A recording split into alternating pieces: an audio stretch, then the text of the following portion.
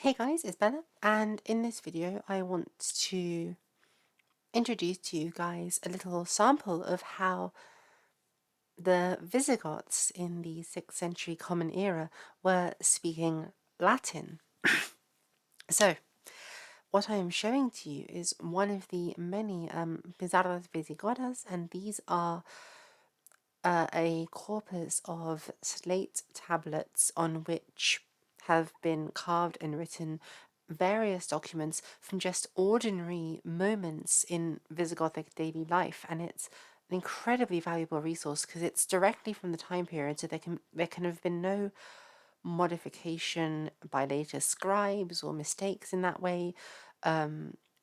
We know that they were actually used in the time, so these documents had social lives in Visigothic Spain and they served certain purposes, which we can identify. There's so many things that we can see. We can see their own handwriting, even. And I've given a sample of this one with a transcription, a glossed transcription above it, so you guys can see what they look like. You can see the name here, Lolus, Lolus, which we have transcribed up here, and we can see condiciones, which is the word for conditions up here, and I'll get to the thing in a second.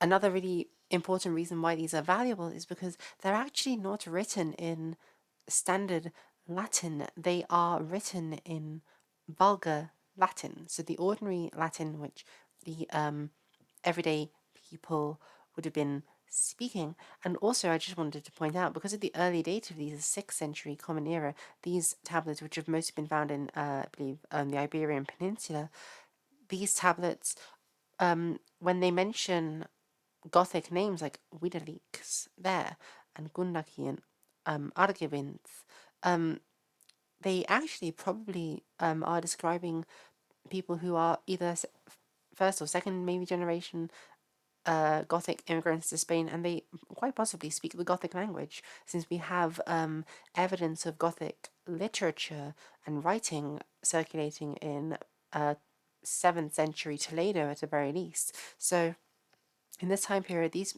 people mentioned probably are also speaking Gothic, and this document gives us an insight into how they were pronouncing their Latin, and I'm going to try to read through this for you,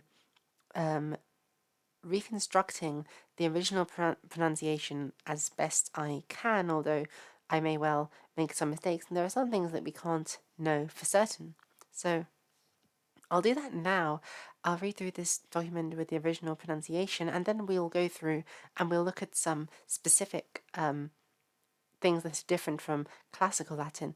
And I have in the side, because this is a document I've written up for students to learn Latin from, I have written out each unique word, but I've written them out in standard Latin so that we can see the difference. So for instance here, ordinazione, I've written that out here as ex ordinazione, as it would be in standard Latin. Okay, so I'll be able to contrast the difference between them. So I'll read from start to finish. And I need to focus really hard on getting the pronunciation right for this. So, conditionis sacramentorum ad quas debeat jurare lollos es ordinatione eunandi arcareti becariis rari viderici argivindi gundaci iudicibus ad petitione facili jurare debeat lollus propter caballos quos mutaberunt juro per Deum Patrem omnipotentem et Iesu Christum Fium et per per quatuor evangelia superpositis ante is conditionibus in sacrosancto altario sanete ira Dei Patris ad infra defendet, ut videntes omnes per dimescan exemplo factas conditiones. Anno feliciter tertio regni gloriosissimi Domini nostri eunandus, as conditiones a nobis ordinatas subscripsi. Ra, arcardelus as conditionibus subscripsi signum videricus in as conditiones subscripsi arguendus. Okay, so um, there's a lot of sound changes, things we're going to need to talk about here. We'll go through and talk about them as we come across them. This first one here, the condiciones. Now, it's very small font. I don't know if you'll be able to see it up there, but in regular Latin, this would be written as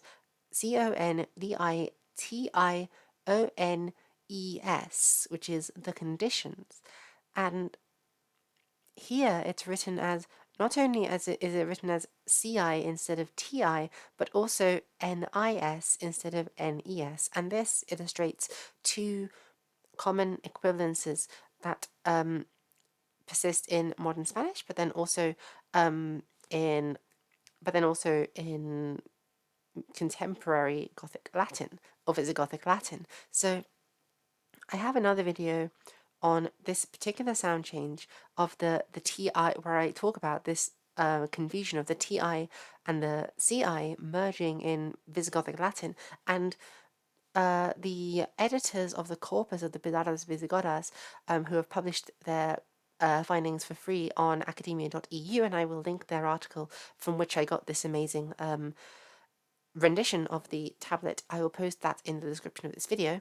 It says here, they say that this sound, the ci, would have been pronounced as a ts or a th. So the condiciones, and I have made an argument in a video where I decipher a Visigothic pattern in the British Museum that actually they use this sound to represent the Gothic f sound. So, well, there aren't any words here that necessarily have that shift going on, but in the name Theothith, for instance, they wrote with a ci, but this would have been pronounced conditiones, basically conditiones. And it maybe would have been a bit more slurred, so maybe a Goth would have pronounced it a bit more like a th, like in modern Spanish, like in Barcelona, right? And then the I for an E, they're pronounced very similar, the E and the I in this time period, a bit like how in modern Spanish the de is sort of in between an I and an E, because the distinction from classical Latin was starting to disappear in the 6th century in Spain. So going on, we have the Sacramentorum, Arguas, that's all standard Latin, debead, as opposed to a T, debeat. So this is showing us that in the Visigothic period, the D and the T are less distinct than they were previously. So debead instead of debeat. Or that's more aspirated than Latins would have pronounced it. They would have pronounced it as debeat as opposed to debead. Anyway, moving on. Jurare is standard, Lolos is standard, although I'm very sure that's a Gothic name, though I don't know what it might be. Lols, perhaps. And then here we have an interesting one. Es ordinazione. So this is in standard Latin would be written as EX, but they're clearly not pronouncing it as a k sound. They're pronouncing it as a s sound. And this is closer to ecclesiastical Latin pronunciation, where the EX is pronounced as an X. It's a softer G or a softer X. But here it's actually just two S's. It's a sibilant. So it's S ordinazione. And that brings us on to the this one here, the ur. Because in standard Latin it's written as ordinazione, but they've written it as a U here because the U and the O are getting confused in this time period. And that's why we have a word here which is actually tested in modern Spanish, caballo, or in modern Spanish, especially Mexican Spanish, it would be pronounced caballo. But the singular of this would be caballos, and in modern Spanish it would be caballo. And that's partly how the confusion came about, is that the U in caballos would become caballos, and we can see the same sound change happening here with ordinazione from ordinazione. So then we go on. These are just names. So and they're still in the genitive, which shows that we're still in an inflected form of Latin. We can also see this from the endings vicaris, judicibus, etc.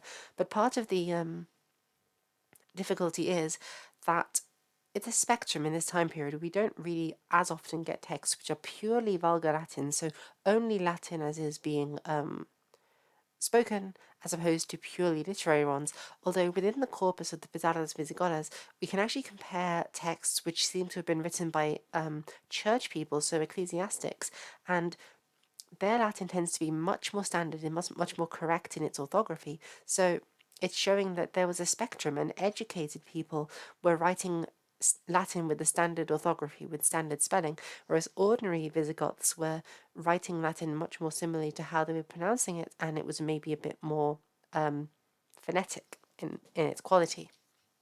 So, but even in the more vulgar Latin, it's still inflected. So they still are using the case endings to indicate the meaning of words rather than using prepositions. So in early Spanish, instead of eunandi and argraderi, it would be de eunando and de argadero. So using the prefix d to indicate the meaning of. But here they're using the genitive case ending of the name. Same with all of these other words. This word here is bicaris, and I'm pronouncing it as bicaris because of a sound change which we can see in the word down here, arnovis, or arnobis, I should say. In standard Latin, this U is a B, so it's arnobis, but they've written it as a U here because they're pronouncing their U or their V as a B, like in modern Spanish. So it's bicaris or bicaris instead of vicaris or vicaris. And this is also an inflected ending. It's the dative plural, and it's like to the vicars, to the magistrates. And then these are more names in the genitive. These three are all Gothic names, actually. And this is rather interesting that they're all Gothic names, especially so early on, because it shows that the administrative government of Visigothic Spain was staffed by Gothic judges. Now, goodness gracious me, I think in early Visigothic law there was distinction in legal treatment between Goths and Romans. So it's possible that the reason these judges are adjudicating in this particular document, which is about swearing an oath, is because the person who is swearing the oath, which is Lolus here, is a Goth himself, and therefore Gothic law should apply to him. So let us continue with these sound changes. Ad petitione Basili jurare de bead, we've got these same sound changes from above, but it's all of what we've seen before. Propter cavallos quos, that's all standard. Mutaberunt, that's what we've done before. Juro per Deum Patrem Omnipotentem, I swear by God the Almighty Father. Now notice this omnipotentem. Now I didn't actually pronounce it as omnipotentem for a reason, and that's because this is actually a phenomenon that's called hypercorrection. So the classical Latin would just be omnipotentem. But what's happened here is the scribe has written the letter H in because he is aware that in some words an H is supposed to be written, but they don't pronounce the fricative. And we see this in the next line, per ec. And this in classical Latin orthography should be written as Haec, but here it's just written as EC because the AE merges to an E, and then they're not pronouncing the H sound. So they're not saying per hec, they're saying per ec. But the scribe is aware that this sometimes happens. So when it came to this word, even though in classical Latin it's actually not spelled this way, so in his copies of the Bible, he probably wouldn't have seen the word written with an H in front of it, but he sees it and he's like, I'll write it down with an H to be correct. But then he slips up in the next clause and he forgets. So It's unfortunate, poor guy. But he's hypercorrected. So even though this H is written here, you're not supposed to pronounce it that way. But this does tell us that they're not pronouncing the H in initial position on words in this time period in Visigothic Spanish, or in Visigothic Latin, I should say. Let's go on. Jesu, Christum. Now this again, this is interesting. So these are both should be in the what's called the accusative case in Latin. So the expected ending would be IH, which is short for Jes, and then we would have like we have in Christum, but here it has an O. And it's not because it's actually the dative or the ablative case, as could also be possible from classical Latin grammar. This is all a single case, because this is a standard clause in oath taking. I swear through God the Almighty Father and Jesus his Son. But the fact that they're mixing up the O for the shows that even though for the most part they're still maintaining the inflections, this scribe is remembering that proper Latin writes an M after patre to indicate the accusative case, and in omnipotentem, and in Christum, but he's forgotten that it is in Jesu, because as we saw above, the U is often confused in speech for an O, so they probably would pronounce this as Christo, and they wouldn't actually be pronouncing the U. They might have pronounced it as a nasalized vowel. So they might have pronounced it as Christo. It's a bit hard to know at this time period. Nasalization probably has gone by this time period. And the fact of this confusion shows basically that they are losing their case endings. So I said earlier that this word would be attested as kabalus, but it may have been attested as kabalo at the time period because they're losing their case endings. We see this earlier as well here with ad petitione. So patrem and petitionem are both third declension nouns, singular accusative case in Latin. What this means is that they should have an M at the end, petitionem and patrem, and the scribe remembered it down here, maybe because he was being hypervigilant in this particular clause, but he forgot it up there, and I should have pointed it out earlier. There's no M here, and there should be, because this is a sign that they're losing some of the cases when they're speaking Latin. So really early in the 500s, they're already not really speaking Latin that matches up to the Latin of, say, the Vulgate Bible. So really fascinating stuff.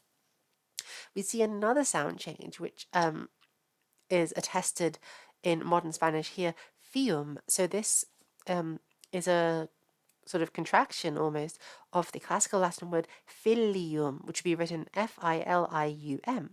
And the fact that it's just written as fium shows a sort of sound change, an elision of the li, which we get in modern Spanish. And in modern Spanish, that f has changed to an the F has changed to an H, and as we saw here, the UM can sometimes be confused for an O. And so if we change this F to an H, we have hium, and if we change this UM to an O, we have hio, or io, basically like hijo in modern Spanish, meaning son. So that's where we get the Spanish word for son from. So moving on, we already talked about this ec per quattro evangelia, superpositis, ante conditionibus, all relatively standard here. In Sacrosancto Altario, Sanette, and this is the name of a saint that's been cut off. And then we have ira Dei Patris ad infra descendet, and that, so here, this shows us, or descendet, this should be spelled Discendet. The fact that it's not suggests that they are pronouncing the CE as a ts, and so the S sound is already implied in it, and they don't need to write it out. Ut videntes onmes. Now this is interesting. This is I think it's called metaxis. It's when the sounds switch around. So in regular Latin, this is omnes, and in the sort of vulgar Latin of Visigothic Spain, they're writing on mes, which is quite interesting. This word is lost in, I believe, in present-day Spanish. They say todos instead for all. And we see another thing from modern Spanish coming out here, pertenezcan. This an ending with the t added, with the t taken off. In classical Latin, this would be pertenezcant, but in Visigothic Latin, they've lost it, and in modern Spanish, the third person plural ending is an.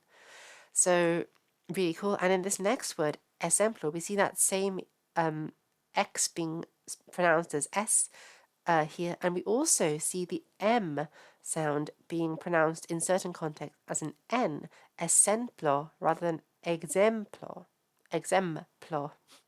And this might explain what's happening here as well. So it's possible that they're not pronouncing this as on mes, but they're actually pronouncing this as ones, perhaps. It's hard to tell. And likewise here, ejemplo might be how they're pronouncing it, which is interesting.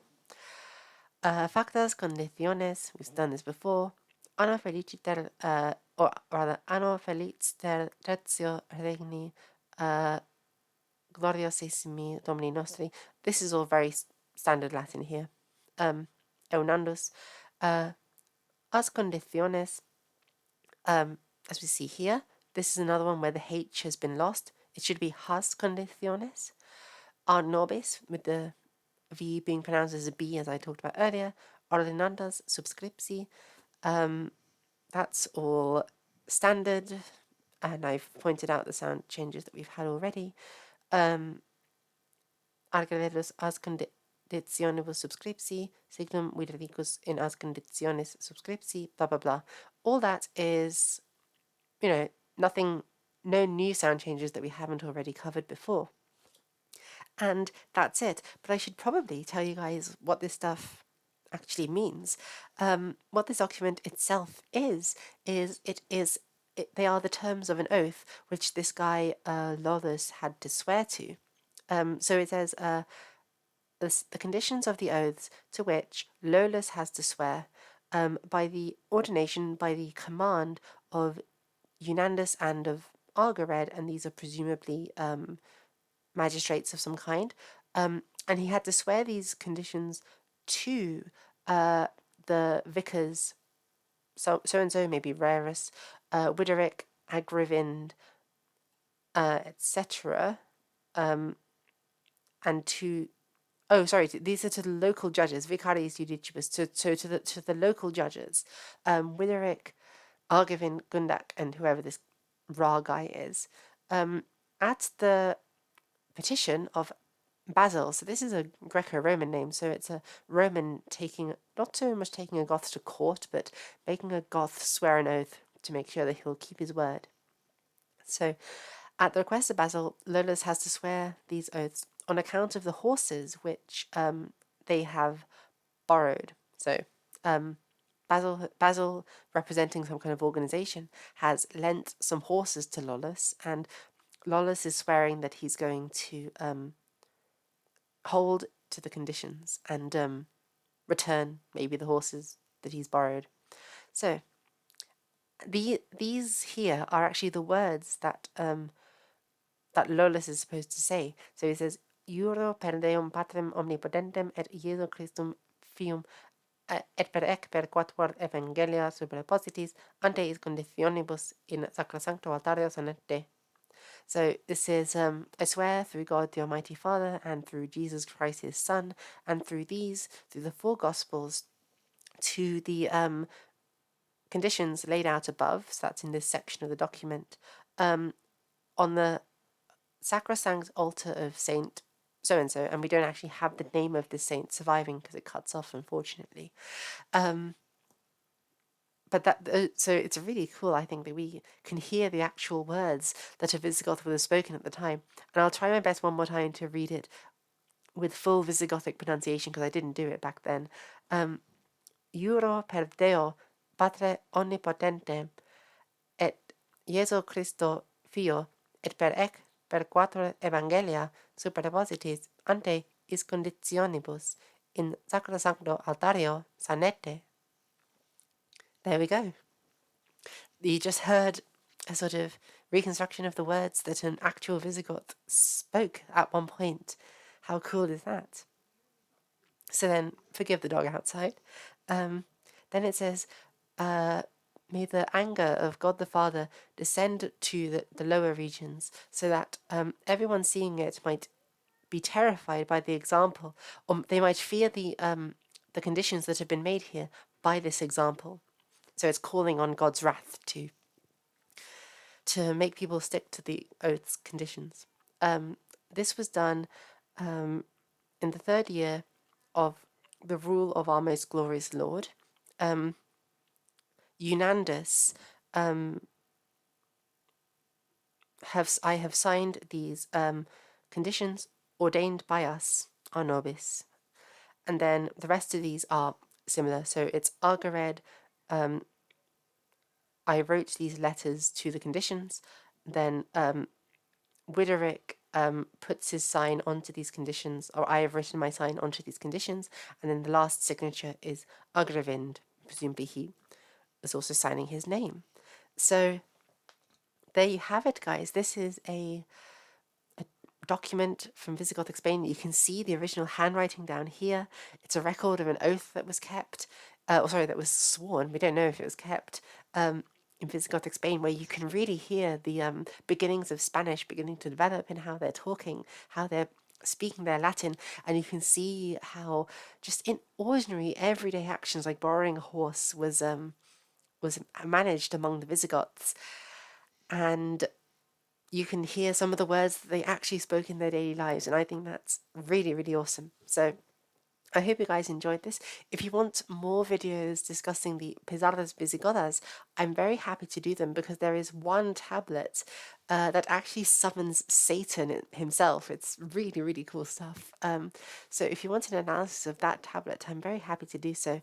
But until next time, please do the standard thing, like, comment, subscribe. Thank you to my Patreon supporter Adrian, who enables me to keep doing these videos.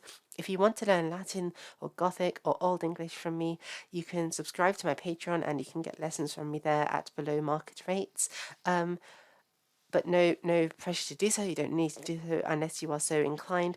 Also, feel free to join, I should say, my Discord community. We have a fun community where we talk about politics and history and just memes. It's good. It's a good group, and you should join and hang out with us. And until next time, I will see you guys in the next video. Bye.